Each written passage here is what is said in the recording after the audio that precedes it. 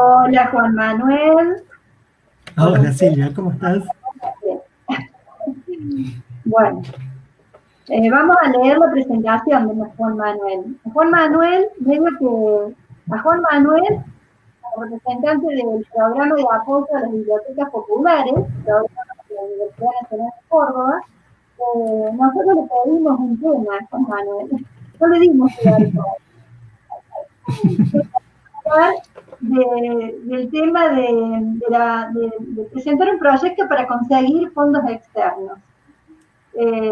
Bueno, y lo resolvió fantásticamente bien, por lo menos lo que nos compartió, ahora vamos a ver.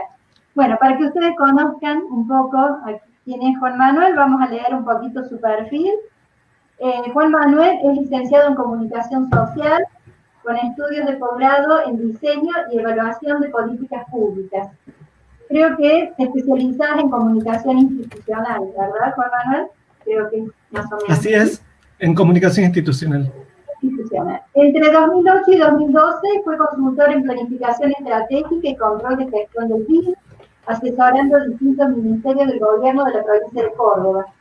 Y en el 2012 se incorpora a la Universidad Nacional de Córdoba para coordinar el programa de apoyo a la gestión local en vinculación con municipios de todas las provincias de Córdoba. Posteriormente coordinó la Secretaría General de Rectorado entre el 2013 y el 2016. Actualmente se desempeña en la Prosecretaría de Relaciones Internacionales, PRI, con responsabilidades de Secretaría Privada y proyectos internacionales. Y esta es la parte que a nosotros más nos gusta.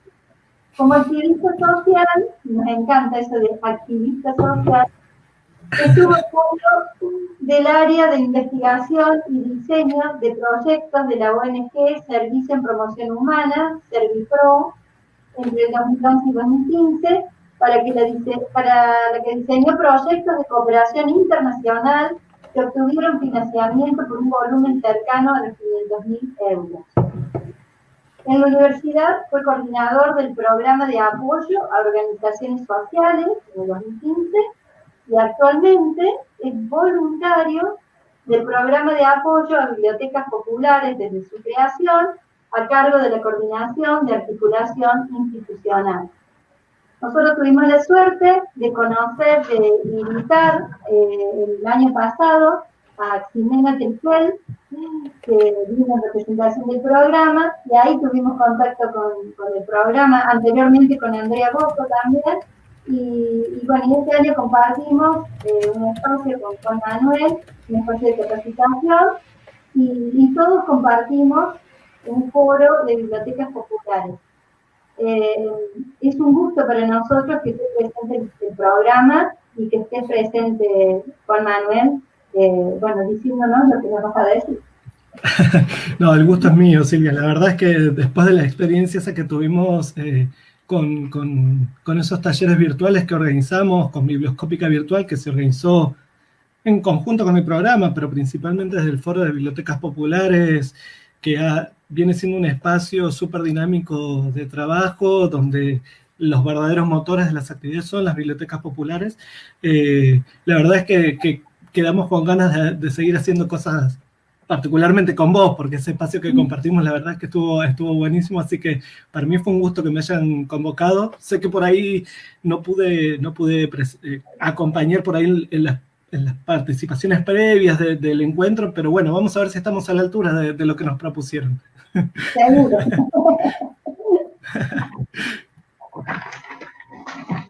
Bueno, para comenzar, nada, la propuesta que me hizo llegar Silvia era de trabajar sobre la idea de proyectar, mostrar y convencer con el eje de poder hacer búsqueda de fondos para las bibliotecas en general. En esto yo voy a retomar algo que dijo Carolina en su presentación más temprano, y es que es muy difícil, prácticamente imposible, hacer búsqueda de fondos sin un proyecto institucional primero, y sin un proyecto al cual vamos a orientar esos fondos que estamos buscando, ¿sí? Si nosotros no sabemos qué queremos hacer, difícilmente le podemos pedir a otros que nos ayuden a financiarlo o que nos ayuden a llevarlo a la realidad. Entonces, el espacio de hoy no nos da como para que sea un taller de diseño de proyectos o diseño o de planificación estratégica en las instituciones, pero sí está bueno, estoy seguro todos los que están trabajando en esto, todos los que están participando de alguna manera u otra, algunas herramientas mínimas de planificación institucional, de visión, misión, objetivos, tienen. Yo sé que la formación de bibliotecólogos tiene una mirada importante sobre estas cuestiones y también sobre los proyectos. Pero a la hora de trabajar cotidianamente, como que las planificaciones se pierden en la marea de las urgencias y de todo el trabajo que tenemos que hacer y que nos va tapando, y llegamos siempre a la situación esta de que lo urgente tapa lo importante, ¿no? Bueno, poder hacernos un espacio para hacer una planificación institucional, para definir qué cosas queremos hacer en el año, por qué vamos a trabajar determinadas cuestiones y por qué no las vamos a trabajar otras que sí nos gustaría, que también nos gustaría hacer, es importante. Tener claro qué es lo que queremos hacer, con quién lo queremos hacer y para qué lo queremos hacer. Entonces, un poco el trabajo, lo que vamos a charlar tiene que ver con esto, ¿no? Cuando nos preguntamos qué queremos hacer y con qué recursos, es una pregunta de planificación necesariamente. Nosotros tenemos que tener claro objetivos institucionales de hacia dónde va nuestra institución, qué es lo que quiere lograr hoy y este año, con qué público se quiere relacionar, y cómo hacer para llevarlo adelante, con qué recursos. Esa pregunta, con qué recursos, es lo que vamos a trabajar hoy, pero que es imposible llegar si uno no tiene una planificación bien definida. ¿Por qué? Básicamente porque nosotros, cuando hacemos una búsqueda de financiamiento, lo que estamos pensando es en recursos. Y cuando uno hace una planificación, tiene que diferenciar claramente aquellas que son los fines, los objetivos, los fines del propósito por el cual estamos trabajando juntos, de los recursos y las actividades, que son los medios a través de los cuales yo consigo los fines. Entonces, siempre en un proceso de planificación es muy importante tener definido los fines y el por qué esos son los fines correctos a los que yo quiero arribar, y después hacer un análisis de con qué recursos y con qué actividades es más factible que yo lo pueda llevar adelante, ¿no? Es por eso que a mí me parece siempre súper importante que uno pueda tener claro a la hora de pensar y trabajar y hacer un análisis y una planificación, tener súper claro las diferencias entre los fines y los medios, entre aquello que voy a lograr, el lugar donde quiero llegar, el lugar ideal, el de la visión, y los caminos que voy a recorrer y con qué recursos los voy a recorrer para poder llegar ahí.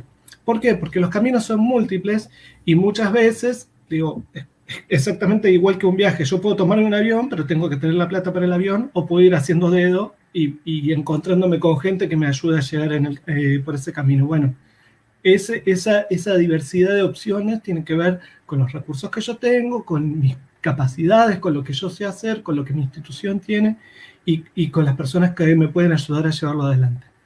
Entonces, gran parte de este trabajo es ser conscientes de que los fines y los medios no son lo mismo, que lo que nos gustaría hacer y aquello que queremos lograr con lo que nos gustaría hacer son cosas distintas. Y que si yo tengo bien definidos los objetivos, puedo encontrar diversas alternativas para poder alcanzarlos, ¿sí? Lo otro que a mí me gustaría señalar como importante es la diferencia y hasta por ahí de la idea del recurso, el concepto del recurso y el concepto de capital. ¿Por qué? Porque uno piensa en recursos y enseguida lo primero que piensa es en plata. Y cuando uno dice capital, lo primero que piensa es en plata. Y no toda la vida se trata de plata. Como decía Carolina en su presentación anterior, por ahí, si yo voy a pedirle a una municipalidad que me dé 50.000 pesos para hacer un evento y con esa plata voy a contratar el sonido, el escenario y las luces, la municipalidad me puede decir, mira, yo no tengo esa plata. Pero si yo voy y le digo a la municipalidad, voy a organizar un evento y necesito luces, sonidos y escenario, la municipalidad a lo mejor me puede decir, yo tengo esas tres cosas y tengo una persona que maneja el sonido, que le pongo yo, olvídate de eso. Entonces, eso es una diferencia importante entre los recursos monetarios y los no monetarios, ¿no? Hay un montón de recursos que no necesariamente implican por pasar por la plata. Y que uno debería, en esta mirada, tratar de que el dinero sea el último recurso a salir a buscar, no el primero. Siempre tratar de pensar en la planificación cuáles son los recursos que dispone mi institución y los recursos que están en la comunidad y que a lo mejor se podrían movilizar para llegar a eso sin que necesariamente sea dinero. Evidentemente hay cosas que solo el dinero puede comprar. Lamentablemente vivimos en una sociedad capitalista donde todos tenemos que ofrecer nuestra fuerza de trabajo y la gente tiene que vivir de algo. Pero en la medida en que podamos movilizar recursos que no necesariamente tengamos que comprar, será menos la cantidad de dinero que tengamos que juntar y podamos destinar la plata que sí juntamos para aquello que no podemos reemplazar de otra manera. Yo quería señalar la diferencia entre capitales y recursos, porque para mí, en nuestras instituciones, en las bibliotecas populares, en las organizaciones sociales, en las asociaciones civiles,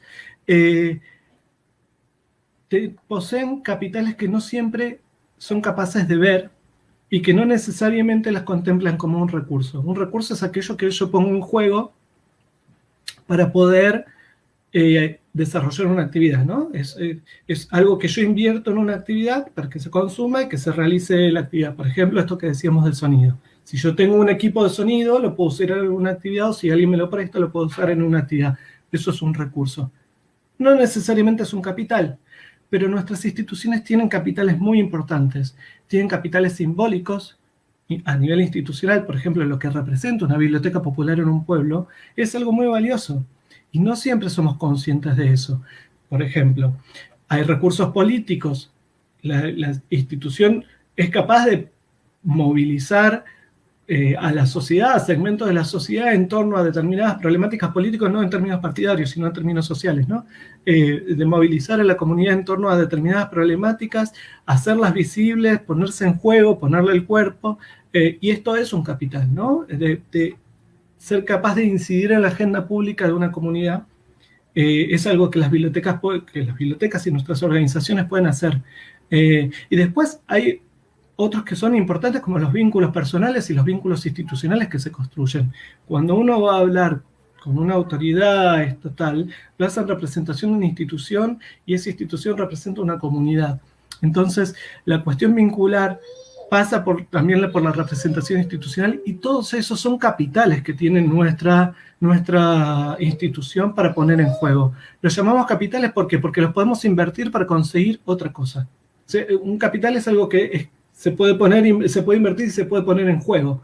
Puede ser el dinero también, puede ser el capital económico. Hay un montón de autores que han trabajado este concepto, pero vale la pena poder pensar cómo una institución tiene algunas cuestiones que no son materiales, que son simbólicas, que son de movilización, que son de posicionamiento, que son de visibilidad en la comunidad, y que tienen un determinado valor, el valor de la cultura, que es lo que normalmente la biblioteca representa fuertemente en las comunidades, que se puede poner en juego a la hora de salir a buscar articulaciones, a la hora de salir a buscar financiamiento, a la hora de salir a buscar recursos que nuestra institución no tenga. Es decir, la diferencia principal entre recursos y capital en este caso es que aquellos capitales que la biblioteca cuenta son capitales que no son materiales necesariamente. En algunos casos sí, uno podría pensar, por ejemplo, los recursos, el espacio físico. Si tenemos un lindo salón, lo podemos poner en alquiler. Fantástico. Pero también hay algunos capitales que son simbólicos, institucionales, culturales, que se ponen en juego y que nosotros eso lo podemos utilizar, el vincular también el capital social, para poder salir a buscar recursos. Entonces, estas pequeñas categorizaciones me parece que nos pueden llegar a servir para pensar cómo llevar adelante la búsqueda de fondos.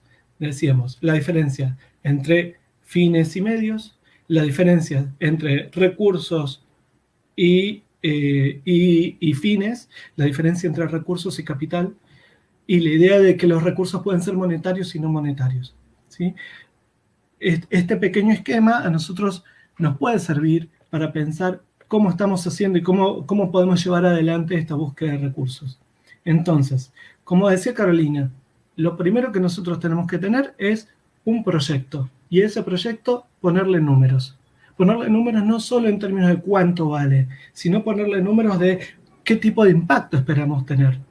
¿Por qué estamos apuntando a hacer una determinada actividad y a quién la estamos dirigiendo?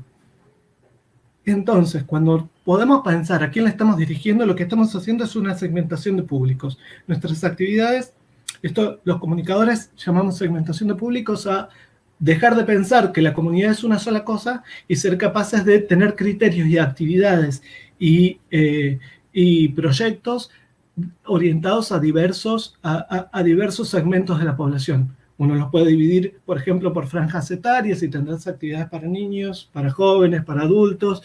Podemos pensarlo en intereses, y entonces habrá quienes quieren hacer talleres artísticos y habrá quienes quieren tener espacios de lectura, y podemos pensar quienes pueden estar interesados en tener formación de oficios, por ejemplo, que vienen a buscar en nuestra institución, y podemos pensar también una segmentación de públicos de actores sociales que están en nuestra comunidad con los cuales nos podemos articular.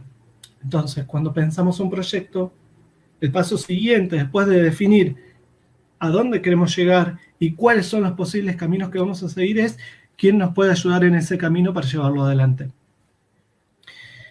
Y eso es algo difícil de llevar adelante. Digo, a las organizaciones nos cuesta mucho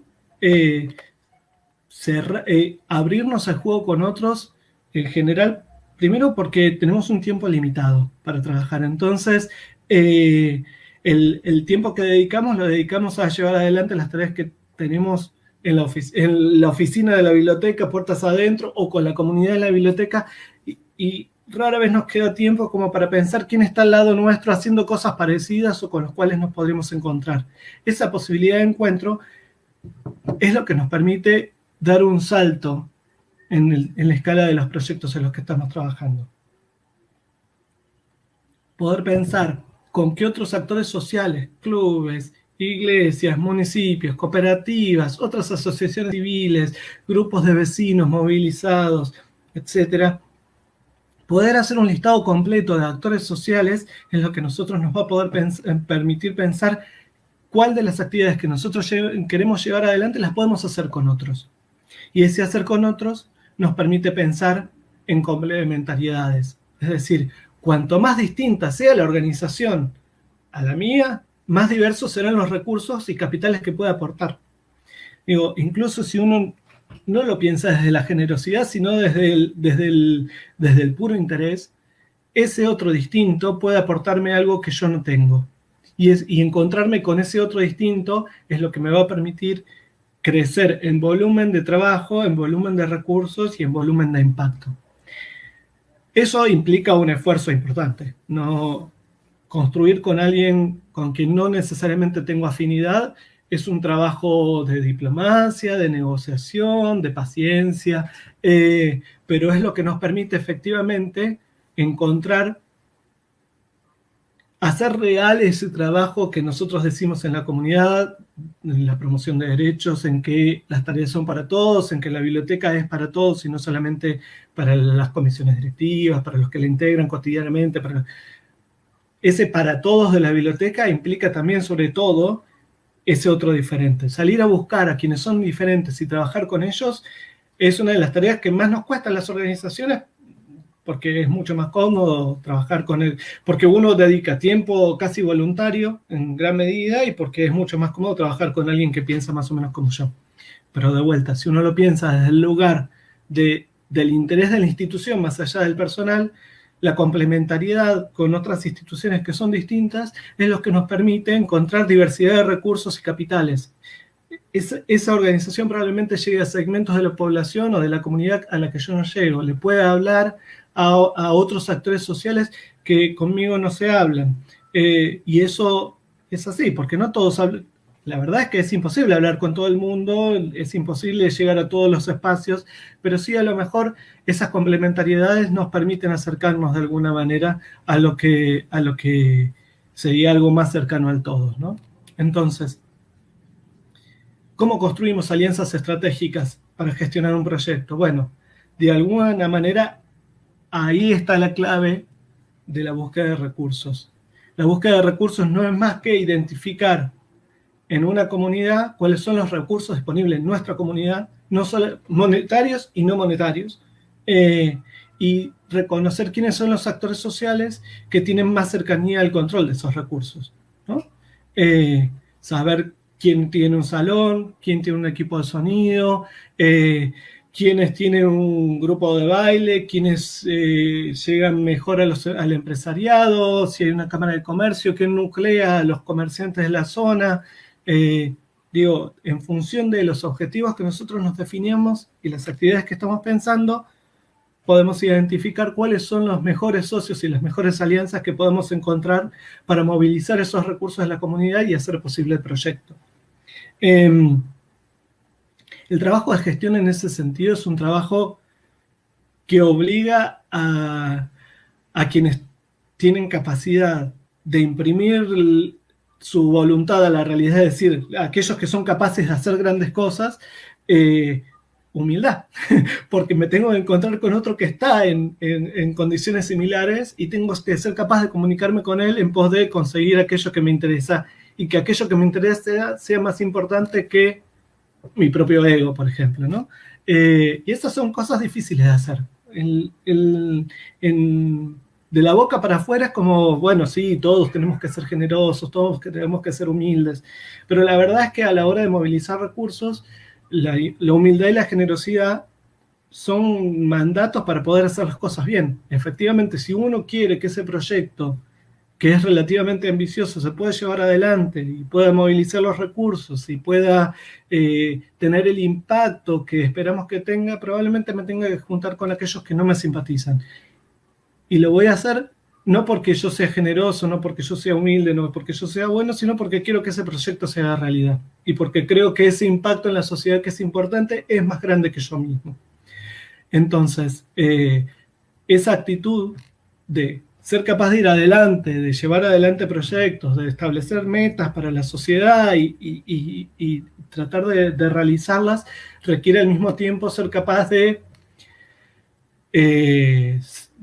cierta humildad, cierto diálogo con aquel distinto con el cual a lo mejor no me llevo, pero que efectivamente es el que me va a permitir, trabajando juntos, transformar la realidad. Bueno, ¿cómo conseguimos lo que necesitamos para el proyecto que queremos hacer? Ahí el truco. Bueno, no hay recetas mágicas. Sí podemos hacer algunos análisis desde el mapa de actores que nosotros somos capaces de identificar de cómo podemos hacer. Difícilmente, si nosotros estamos pensando en salir a buscar recursos, podemos hacerlo si solo estamos pensando en nuestra institución. Tenemos que ser capaces de reconocer el lugar que tiene nuestra institución en la comunidad, el impacto que es capaz de alcanzar solo y capaz de alcanzar con otros. Es importante que seamos coherentes en la definición del proyecto, el arreglo entre los fines y los medios para alcanzarlo. ¿Es este el mejor camino, el que sale más barato, el que es más rápido, el que es más seguro para alcanzar esos objetivos? ¿O estoy dando vueltas porque a lo mejor eso otro me está gustando más? Bueno, también ser capaces de focalizar. Para eso es importante planificar. Tener primero la planificación de los objetivos y después las actividades. Nunca al revés. Y la tendencia siempre es: me gustaría hacer esta actividad y después buscarle una razón de ser. Bajar la tierra de vuelta, definir fines, definir objetivos y después desde ahí desprender las actividades. Y una vez que tengo definidas las actividades, ser capaces de identificar y cuantificar qué recursos necesitamos para poder llevar adelante esta actividad que queremos hacer. Bueno, a ver, hay recursos materiales, recursos no materiales, recursos económicos, recursos que no necesariamente son económicos, gente. Y después me tengo que preguntar cuáles son los actores con los que me tengo que aliar para conseguir esos recursos. ¿Quiénes son los que controlan esos recursos que podrían ofrecerlos o podrían compartirlos con nosotros para poderlos llevar adelante? Y el siguiente punto es: ¿cómo lo convenzo para que efectivamente lo comparta conmigo? Ese es como el gran truco, ¿no? Bueno, yo en este punto a mí lo que me gustaría es plantearles, compartirles un pequeño instrumento, es una grilla de mapeo de actores e intereses.